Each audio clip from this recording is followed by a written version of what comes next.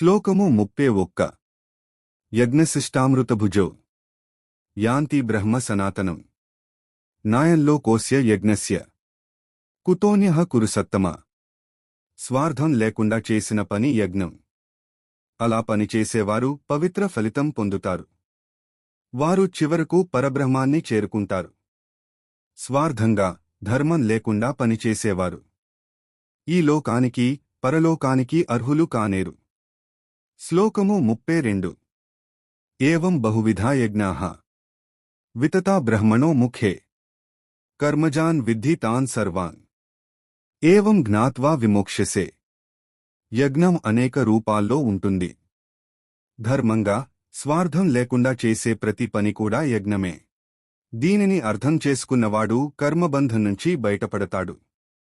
శ్లోకము 33 శ్రేయాన్ ద్రవ్యమయాద్యజ్ఞాత్ జ్ఞానయజ్ఞః పరంతప సర్వం కర్మాఖిలం పార్థ జ్ఞానే పరిసమాప్యతే.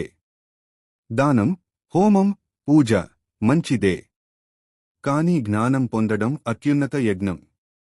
ఎందుకంటే జ్ఞానం అన్ని కర్మలను సార్థకం చేస్తుంది.